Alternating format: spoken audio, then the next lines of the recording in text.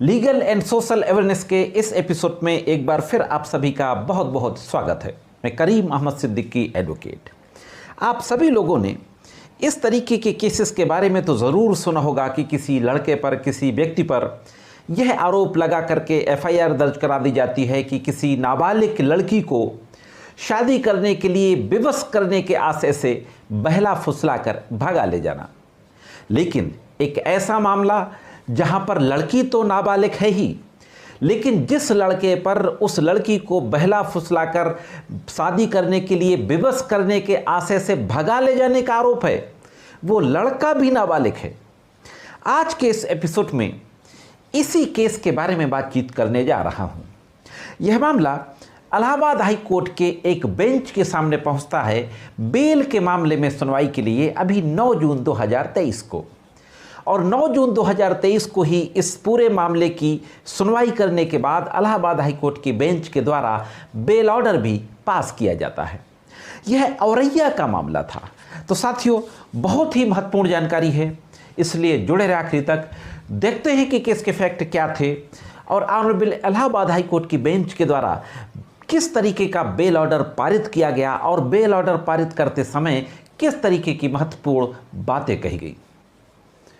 दोस्तों, वैसे तो मुझे पता है कि आप मेरे रेगुलर व्यूवर्स हैं और आपने मेरे चैनल को सब्सक्राइब किया हुआ है, लेकिन अगर आप चैनल में नए हो और वीडियो को पहली बार देख रहे हो तो मेरे चैनल को सब्सक्राइब करके बेल बटन को हिट करके ऑल पे सेट कर दें और मेरे वीडियो को लाइक और शेयर भी कर दें, जिससे कि कानून की महत्वपूर्ण जानकारियां और भी लोगों तक पहुंच सके। साथियों, इस केस के फैक्ट कुछ इस तरीके के थे कि एक एफआईआर दर्ज कराई जाती है सेक्शन 363 और 366 इंडियन पेनल कोड में। मैं आपको बता दूं कि सेक्शन 363 में किडनैपिंग के प्रोविजंस दिए गए हैं और सेक्शन 366 में किडनैपिंग और abducting a women to compel her marriage, किसी महिला को शादी करने के लिए विवश करने के लिए उसका अपहरण करना, किडनैपिंग करना या व्यापहरण करना, अपहरण करना, या उसको भ्रष्ट करने के लिए उसका अपहरण करना, 366 में ये प्रोविजन दिए गए हैं। तो यह आरोप लगाते हुए एक एफआईआर दर्ज कराई जाती है कि एक नाबालिग लड़की को एक लड़का जिसकी की उम्र 18 से कम थी, वो भी नाबालिग था, बहला फुसला करके शादी करने के आशय से या उसको भ्रष्ट करने के आशय से भागा ले गया। एफआईआर पंजीकृत होती है, विवेचना शुरू होती है।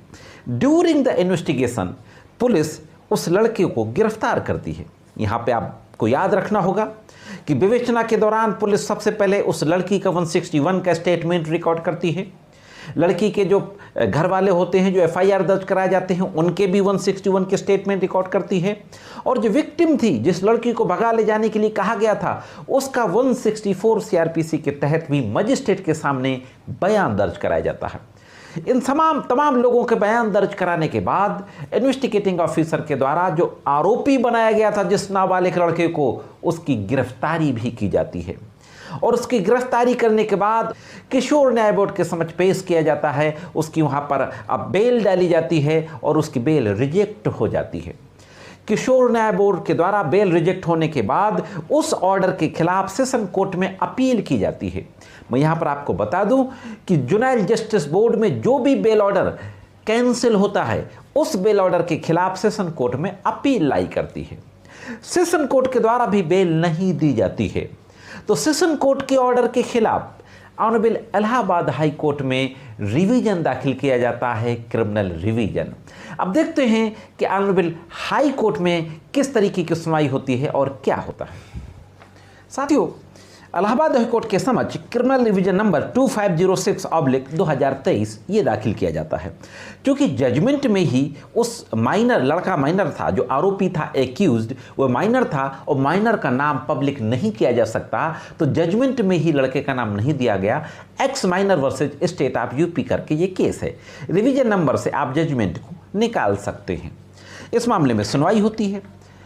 जो एडवोकेट थे एक्यूज्ड के, उनके द्वारा कहा जाता है कि जो विक्टिम थी, जो लड़की, उसका 161 और 164 का जो स्टेटमेंट है वो लड़के के फेवर में है। लड़की ने अपने 164 के स्टेटमेंट में विक्टिम ने कहा है कि उसके घर वाले उसको प्रताड़ित करते थे। घर वालों की प्रताड़ना से तंग आकर वह लड़के के साथ भाग गई। अब यहाँ पे लीगल क्वेश्चन ये इन्वॉल्व है कि लड़की विक्टिम वाज माइनर, विक्टिम नाबालिग थी और नाबालिग की मर्जी कोई मायने नहीं रखती है, लेकिन यहाँ पर उसने अपने साथ किसी तरीके की दुष्कर्म की बात नहीं कही। इस तरीके से यह आर्गूमेंट किया जाता है डिफेंस के द्वारा, और दूसरी तरफ जो गवर्नमेंट एडवोकेट होते हैं उनके द्वारा आर्गूमेंट किया जाता है कि अगर इनको बेल पे रिहा कर दिया जाता है तो यह बेल की लिबर्टी का मिसयूज करेंगे, और यह कहते हुए बेल को अपोज किया जाता है। ऑनरेबल इलाहाबाद हाई कोर्ट की जो बेंच थी दोनों पक्ष के आर्गूमेंट को डिटेल में सुनती है।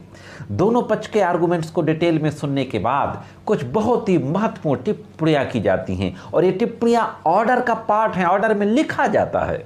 हाँ दोस्तों, ऑर्डर में बाकायदे दोनों पक्षों का आर्गूमेंट लिखा जाता है, और यह भी लिखा जाता है कि आरोपी के एडवोकेट के द्वारा यह भी कहा गया कि पुलिस ने इन्वेस्टिगेशन वन साइडेड किया है, एक्यूज की साइड को टोटल इग्नोर किया है। लिहाजा ऑनरेबल इलाहाबाद हाई कोर्ट के बेंच के द्वारा इस बात को लिखते हुए कि वन साइडेड इन्वेस्टिगेशन पुलिस के द्वारा किया जा रहा है और एक्यूज की साइड को इग्नोर किया जा रहा है, और यह भी कहा जाता है कि एक्यूज्ड अंडर ट्रायल है, having fundamental right to speedy and larger mandate of article 21 of the constitution, कि अंडर ट्रायल प्रिजनर है, उससे उसकी व्यक्तिगत स्वतंत्रता का हनन हो रहा है। और साथ ही साथ सत्येंद्र कुमार अंतिल के केस का भी हवाला दिया जाता है, जिस पे सुप्रीम कोर्ट ने बेल के संबंध में ज़बरदस्त प्रिंसिपल लेट डाउन किए हैं। मैंने सत्येंद्र कुमार अंतिल के बारे में वीडियो बनाया था जब जजमेंट आया था, उसका लिंक डिस्क्रिप्शन और आई बटन में दे दूंगा, आप डिटेल में उसको देख सकते हैं। तो इस तरीके से ऑनरेबल हाई कोर्ट के द्वारा इस तरीके की बातें कही जाती हैं कि सत्येंद्र कुमार अंतिल में कहा गया था कि जेल ओवर क्राउडेड हैं और ये अंडर ट्रायल प्रिजनर है। आर्टिकल 21 जो पर्सनल लिबर्टी की बात करता है वो करटेल हो रही है, और यह कहते हुए ऑनरेबल इलाहाबाद हाई कोर्ट के द्वारा 3-4 जनरल जो कंडीशंस बेल में लगाई जाती हैं, बेल पे रिहा करने का आदेश दे दिया जाता है हाई कोर्ट के द्वारा। जनरल कंडीशंस साथियों कि एविडेंस को टेम्पर नहीं करेगा, ड्यूरिंग द ट्रायल कोऑपरेट करेगा, ट्रायल कोर्ट के समक्ष उपस्थित होगा, किसी तरीके की बेल की लिबर्टी का मिसयूज नहीं करेगा। इस तरीके की नॉर्मल कंडीशंस इम्पोज करते हुए उस माइनर आरोपी को 363 और 366 इंडियन पेनल कोड के केस में जमानत पर रिहा करने का आदेश पारित कर दिया जाता है साथियों।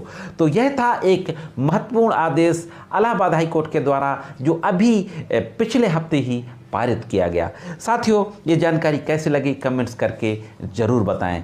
अगर आप एडवोकेट हैं, आप प्रैक्टिस कर रहे हैं, तो आप इस तरीके के जजमेंट का फ़ायदा अपने केसेस में रूलिंग के तौर पर ले सकते हैं। आज की वीडियो में सिर्फ इतना ही। मिलते हैं किसी अन्य वीडियो में कानून की कुछ अन्य जानकारियों के साथ। तब तक कानून की विभिन्न तरीके की जानकारियों के लिए देखते रहें लीगल एंड सोशल अवेयरनेस।